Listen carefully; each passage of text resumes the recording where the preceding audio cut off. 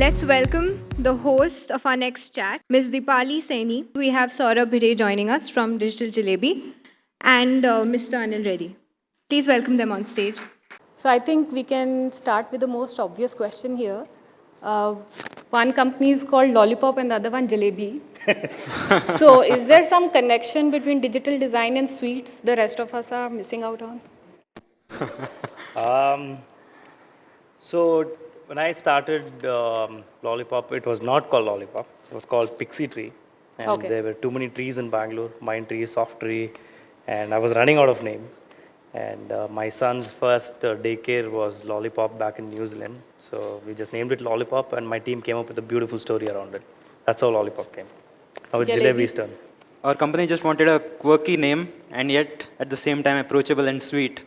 So we came up with the name Digital Jalebi, and it has been a hit among customers. Everyone, that's the first question they ask. That's a great name. So I think that's a cue for a lot of design startups who are trying to get into digital space. Start with something sweet in your name. Okay. Anil, I think we'll start with you. So since you're a seasoned design entrepreneur, and increasingly we are seeing, very encouragingly also, quite a few startups, design entrepreneurs entering into the digital design space. I think a lot of it has to do with, the boom in demand for UX design. So instead of asking you what made you successful, could you tell maybe your top 2-3 mistakes you made, which could be a learning for the freshers? Maybe with some examples, some situations, like blunders you would have made. I don't come from a business background, so this is one of the things where I keep requesting the universities to introduce some business topic or some soft skills or some people dealing skills. So there's a lot of mistakes I have made at Lollipop, even signing up with the wrong client or not following up on the payments, and also when we had such a positive market where there were so many projects, we didn't know which way to move towards. And the plus, I was so much into design and I ignored the business part. But the best part about me is I'm very shameless about asking for help. So the first year I somehow pulled it through. I was the project manager and I was the coffee boy, the cleaner and designer and sales. I played all the role. But soon I realized that I can't continue to do this. So I started looking for mentors outside, and my first mentor was Dr. Devi Shetty, and he advised me to get some good business people first and project managers and all those kind of team to start growing further.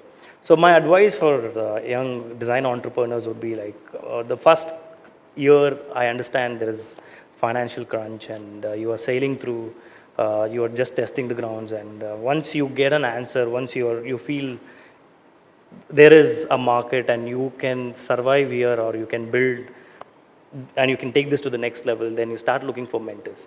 That's the first thing. And the next thing is learn more about business. Understand and start loving Excel sheets. Yeah. So we designers hate Excel sheets. So at some point you need to start loving Excel sheets. And the third one is the project management and all those delivery things that you need to acquire the skills. And the mistakes are like even today, even after 5 years of Lollipop and growing to a team of close to 100, I still make mistakes. But the best part about making mistakes now is it's not as big as what I used to make before. So I realize that I'm making a mistake, so I bring in the right people to make sure that it is not a mistake. Yeah, I think also that's my perspective, that apart from what you do as a design entrepreneur, one of the strengths of being in India is you can make mistakes and get away with them. Yes, quite a few of them. Okay, coming to you, Saurabh. So you belong to a company, interestingly, which started with, correct me if I'm wrong, a couple of designers and 3 engineers. Yes. Okay. So tell me, these are the 2 groups who are very often at loggerheads, right? We see that day in and out. Yes. Wherein, the engineers are usually asking that if you're looking at blue sky thinking, what were you smoking when you're coming out of these, concepts? And designers usually have many a times this view that why do engineers have a problem for every solution we propose? So How do you manage this conflict when your company itself has started ground up? And what's in your DNA? Design Yes. first engineering, engineering first design? So in our DNA, I would like to answer the last question first. Our DNA is design first and then engineering. Coming back to your first question, that there's always a conflict between the Usually, not engineers. always. Yes, usually Yes. a conflict.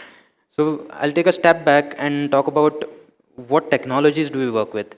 When it comes to emerging technologies, the, the process is what is a good thing, what is a bad thing, all these things are not yet established. Yeah. So there is a lot of ambiguity and the engineers are aware of it. When it comes to mature technologies like web and mobile, everyone knows, everyone as in those who are in the field kind of have an idea what are the good patterns, what are the bad patterns, and an engineer can easily comment on what the designer says. The engineers feel that they know how to design things. Whereas when it comes to emerging technologies, nobody knows. So when in such situations, the designers and engineers work together to find out the best solution to a problem, which doesn't happen in mature technologies. And we have the privilege to work with emerging technologies, and which is why we were able to achieve that blend of engineering and design, which I agree is very difficult in mature technologies. But mature technologies form a framework for, well, most of the products we design. So how do you deal with this, Anil? Like I said, mentors, right? Advisors, mentors, and we have a pool of advisors, and we have someone in IoT and the tech space also. So anything new, emerging technology, right? We invite them and we do a workshop in house to see where and how we can position design. Like for example, 2 weeks back, we had someone in an IoT space to come and talk to us about what IoT is. The day when he spoke about IoT, until then we thought IoT was like some rocket science, and because designers, they don't accept technology so easily. It will take a while for them to sink into any new technology. But when he showed a couple of live examples of how you can implement IoT, it started looking like a piece of cake. So then we went back and we have started something called BAR at Lollipop. BAR stands for Be a Rebel. So this way we can bring in all the new technologies and invite advisors to come and tell us about what's happening on the other side of the world. And the learning, we have to go in parallel with technology. We can't ignore it. So the new emerging technology is something where we invest a lot. Not We don't go and deliver a project in that space, but first thing is learning and then doing some in-house projects and then delivering it to the client. So what would typically be, say, the composition of your team in terms of design versus engineers? We have less of engineers, but more of engineers moving to design. Really? So how do you facilitate that? Considering traditionally, in terms of education, both are very different. Engineering is based on frameworks, right? Yeah. On guidelines, while design starts from a clean slate. Yeah. So that's very good to know that a lot of engineers are moving on to design. How do you make that happen in your company? I think that's a perfect combination of having some engineering background and then coming to design, because there is logic and there is creativity, right? Yeah. So especially when we deal with enterprise applications, and we always see that engineers come up with better solution than the visual designers. For visual designers, it's more of problem solving and then like beautifying the solution. How about engineers versus UX designers? Both work a lot on logic, Yeah, but they in very, do. very different mindsets and behaviors, right? Yeah, they are, but engineers bring that lot of technical background. For example, when we sit with the founders of, like when we sit with the clients, right? Most of the founders either come from a business background or a tech background. So when they come from a tech background, they expect us to know everything about technology, the framework they use, and the do's and don'ts of certain programming language. But that is the space, that is the kind of place where few of the designers fail to connect with the founders. But engineers connect instantly. They have an answer on the They table. have a domain knowledge. They have a domain They're knowledge. already on the same page. Yeah, so then it's all about going back to the board and giving them a solution. So engineers sometimes play a very good role in that kind of situation. So taking off from there, your company has been most successful with what kind of clients? Because UX seems to be at the heart of, or at the crossroads of, a lot of culmination of other, disciplines and domains you're interfacing with. CMOs, you're interfacing with CIOs, CEOs, CTOs, and all of them come from very different behaviors and very different functions. As your company, who are you most successful with? The marketing departments, the tech teams, the product departments, the key leadership who really give 30,000 feet, vision to the project? I think we have dealt with all kind of situation and all kind of people here. I think for us, our heart really lies in startup. Startup who's still figuring out what to do with the product and how to position it in the market, and that gives a lot of creative freedom for us.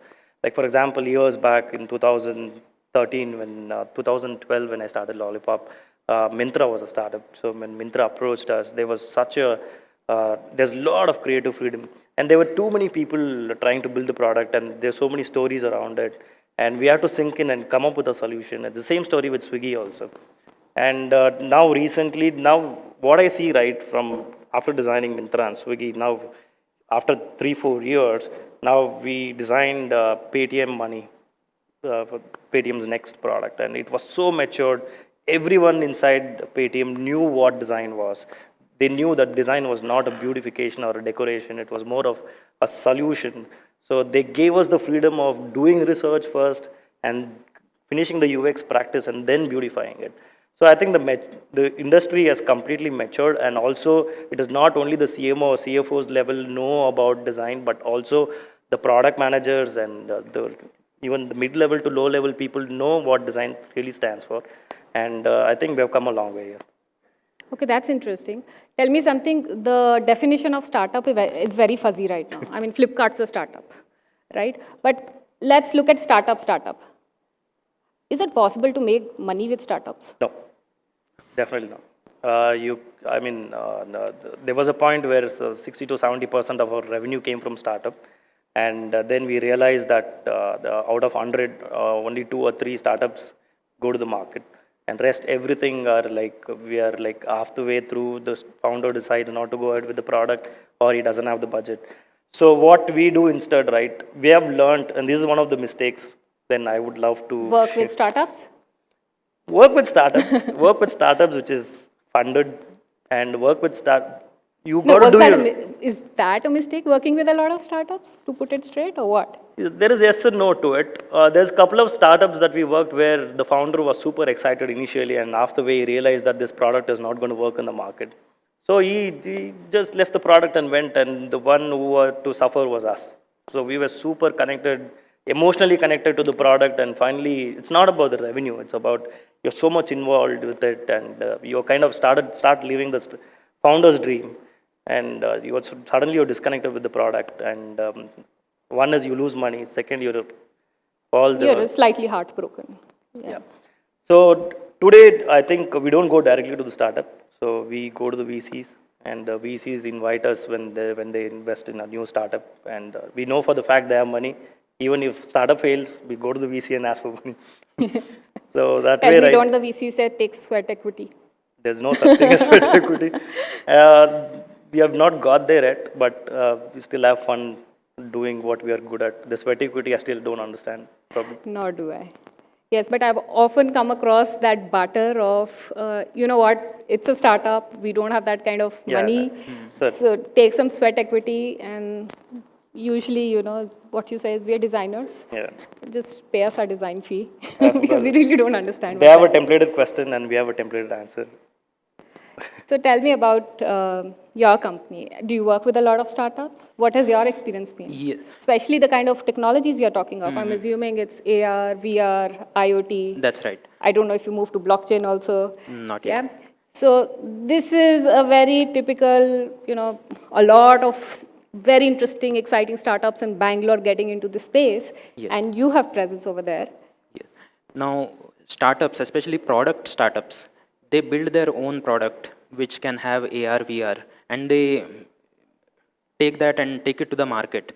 Now, such companies have their own in-house team to do it. Really, startups have design teams? Not design team, but development teams. And yeah, because usually they are, I'm sorry to interrupt, yeah. They tend to be, a lot of them tend to be developers themselves. Yes, that's true. But they are not the kind of customers who hire us. The customers who hire us interestingly, are larger companies who want to be as interesting as those startups. Do you understand? So there is a larger company, but they want some AR and VR in their exhibition, in their stall, so that they look cool and they look interesting. So how do we incorporate that interestingness of these technologies for the larger clients? Although it may not be at the core of their product, we could somehow fit it in the sides. So give some example. Say a traditional company with legacy and Yes. everything except maybe new technology, wanting to be cool by using new So I'll give you an technologies. example at an extreme. A government organization like the Food and Drug Administration, we did a project for them as an experience zone. Now, they wanted to appear as a futuristic organization that helps businesses rather than the traditional government office which stops businesses from doing their work. And one of the ways in which they wanted to do that is by having great high-tech stuff in their office to demonstrate their work to their customers. So we built out virtual reality experiences, augmented reality experiences to show the work of this organization to whoever comes to their office. Now this is an example of the augmented reality not being at the core of their product. Has nothing to do with augmented reality, but they can use augmented reality to do some part of their work, especially communication design. Okay, I want to, this is an interesting point, and especially the part about government. Have you worked with any government department, agency? Were you successful or were you That's another wanting to mistake. tear your hair out by the end of it? There you go. I'll add this one will answer your first question. So I wouldn't say that stay away from government, but government projects are good if you have that kind of a patience and if you know how to deal with bureaucrats. How do you even get government projects without connections? We are working on one of the, like, I don't want to take the name, but Or being the lowest bidder in the 3-bid system that is, I don't know, cast iron in all tenders. there's nothing like that. There's nothing like that. Like, okay, we are working with the Andhra Pradesh government. Okay. And Nara Lokesh, son of Chandrababu Naidu, he recognized what design first can bring to the tools that they're building for the citizens over there. And he invited us through EY. And we presented a couple of concepts. Through EY, did you say? EY, Ernst & Young. And we presented a couple of concepts and really loved it. And we signed up. And it's going pretty good. But only thing is, as a 5 years old company, we never dealt with any government department. So it requires a lot of patience and energy to go through few things, because there is this whole ecosystem who doesn't understand design. But there's humongous potential, right? Such a There is need for potential. design By the there. time it goes and by the time you finish, like when you do a design and by the time you would stand by it and you give all the logic reasons behind it, why it should be like this, right? During the translation, it loses everything, and finally it comes the changes and the inputs that come from that end will lead towards the disaster of the project. Tell me something. Is it intrinsically as designers we are not very outgoing, so to say? The amount of energy one would spend in getting a direct government contract. I mean, we've had it, like you're saying, EY, very large consultancies who are on large contracts, and you are a vendor, literally a vendor to vendor, which is a great way to get there, but the direct access isn't there. And also, like you're stating from your experience, it's a lot of potential, but you need patience. And then do we as designers tend to say, hey, I would rather spend my time in the private sector because I'm going to get much more success easier and without a lot of headbutting with departments? Yeah, definitely. I think if your agency is matured and if you know how to deal with people, then government projects are really good. And for that, right, your behavior and your attitude has to change. You Yes. cannot take the same behavior as a private firm, how you deal with them. Like, for example, I can give a situation where recently one of the designs were not approved because there were two parties in that private firm. They were not agreeing to the design. And we solved it by taking them out for beer. Bangalore is blessed with That trick good won't pubs. work with the government. In government, it doesn't work. As soon as you say beer, you're out. So it doesn't work. So you need to know how to deal with the government people and how to bypass all those Has things. any one of us cracked that formula? Please help. Yeah, but there's such amount of potential Yeah, need for there is design there. huge potential, smarter cities Yes. and all the citizen services. See, the thing what really drove me to sign up for Andhra Pradesh project was um, the story that they told was like it was like so emotional. They said that they don't want people to stand in the queue, even for birth certificate or death certificate. It takes a while. Now they want to eliminate all this stuff, and just with one click, all the certificates should be downloadable. And I was like, cool, let's do it. Yeah, and that's very Yeah, meaningful work. yeah.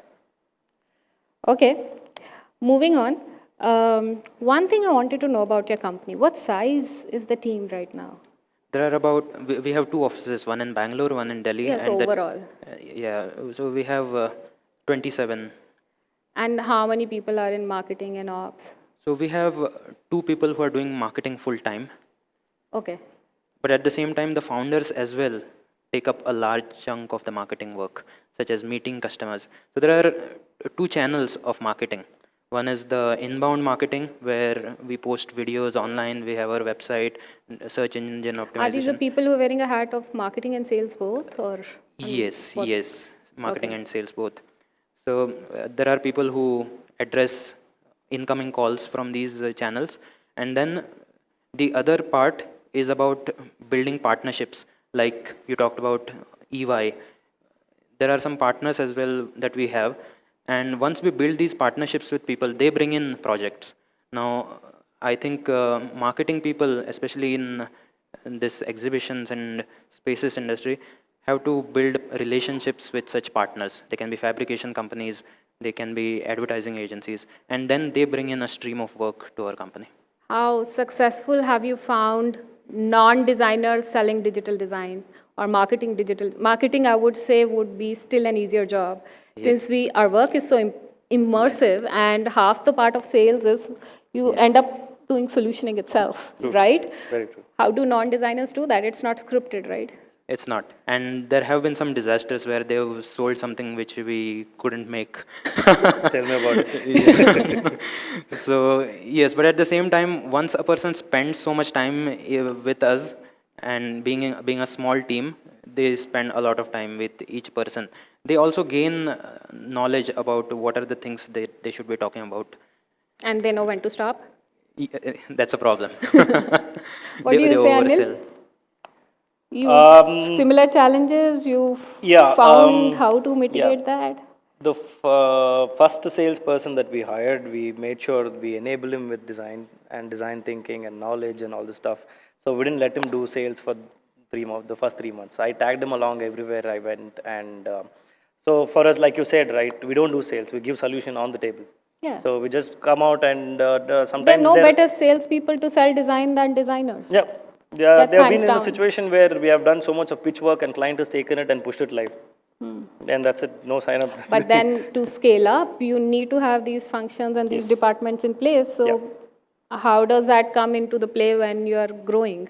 You will need non-designers selling and marketing design. So most of the sales people come from non-design background. But Yeah, once, because I do not know of many designers who would say, I'm going to leave design on the side, I'm just going to sell it. Except design entrepreneurs, maybe. That's usually the case. But what do you say? yeah, the only way to solve this problem is first is educate and enable them, and before they start selling your product, and some kind of a training or tag them along with every sales that you do, and teach them how to tell the story and how to give solution. Like our sales at Lollipop, they're almost like designers. They just don't know how to give solutions on the paper, but verbally they'll tell a So what's the beautiful story. formula? How many marketing sales folk for how much of the delivery team? We have a team of two, and even I'm very active at doing sales. Yeah, I think that's implicit, isn't it? Yeah. Yeah. 2 for about 100, you said? And And 2 for about For 27? Yes, I think that's the What's minimum going on number. Yes, So is that because of the kind of work you're doing or life stage of the organization? yes, like I Or said, is it because otherwise, of your geographic location? if we don't have those people, the founders will have to wear that hat, and they will end up spending their time, like you said, doing marketing and sales. So the only way around it is by having those people. Okay, so there's the bell. I think I should move on. Anil, a very important question, and this is going to become increasingly visible. It already is something that we see day in and out. As a core digital design company like yours, right, you would be facing competition from consultancies, the McKinseys and Deloittes of the world, for the same project, right? You would be facing competition from the branding and the media agencies who come from a very different background, and of course from the technology companies. Yeah. So what's your pitch against them? For the same project, you bump into all these Yeah, three. yeah.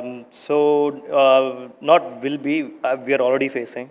Yeah. So And it's only going to grow because... yeah, it's only going to yeah. grow. So I think that's the beauty of being in this niche space, right? For a client, right, they always lean towards an agency who's a specialist in it. Yes. Because today the market knows very well who's doing sales and who's giving solution. So they look at what we have delivered in the past and what credibility we bring in. Like, for example, a big consulting firms, then I doubt if they're going to grow within this space. So they will move on to the next technology or next thing that happens in the design or in the tech space. And even the clients know for the fact that it is more of sales than a solution. For us, with every pitch that we have participated, we either lose the contract to you guys or to other design studios. But when we have business consulting or a tech firm participating, it's easy win for us. It's easy. It's like a piece of Do you cake. think it's easy right now while they still do not have the kind of maturity in UX design that is needed to actually solution such Yeah. projects? So we don't go with proposal. They do. So Yeah. we go with a Do you solution. think it's something that's now and not a 5-year later scenario? For 5 years later, we'll be even better than what we are today. That's wonderful to hear. That's So, great. so we will learn from them and they will learn from us. And since we focus in this vertical, in this niche space, there are more chances for us to get even better than what they are. So I don't think so there is any competition, any threat for us until unless we continue to grow in this space, not worry about just because another agency is also doing this, so we should also add this service into it. I think that's one of the biggest mistake that we will end up doing. Yeah. Then the competition will start. Then it's very difficult to survive with business consulting and the tech firms. Saurabh, I think last question to you. See, our experience in the US has, we've seen that digital design has become very verticalized. So there's UX design companies just for BFSI, UX design companies just for healthcare. That's not very prevalent in India. Do you think that's where the maturity of the domain will take our country also? I think it will eventually happen. Like in our example, we already are a design company which works with communication agencies and marketing agencies. So in a way, you could call us designers who specialize in communications and marketing. And although we do not position But ourselves like that, consulting would be domain expertise. So I do know how to, I can deep dive into designing for BFSI, or I know how news and media or OTT work. yeah, So then you are no longer really a service provider, right? that's true. So what do you see our country moving to? I think in the future we will have to do that, and to go ahead in that direction, we will need to hire people who are experts in those fields. And as of now, we haven't taken steps in that direction because we are growing as designers ourselves. As a design plus technology firm, we are growing. I think once that growth stops, we could grow in those other areas, such as if we are going to learning, we could hire instructional designers. And if we are going into medical, we could hire people from the medical sector. But that will happen, and our company is mostly market driven. So when we get a project, we could then go in that direction. Whereas some companies, they set a vision first and they hire people first, then they search for a market. But in our case, we search for a market first and then hire people for that. We play it safe. Which is a good strategy. Last question for you, Anil. What's the future for Lollipop? We're just going with the flow. Really? No plan?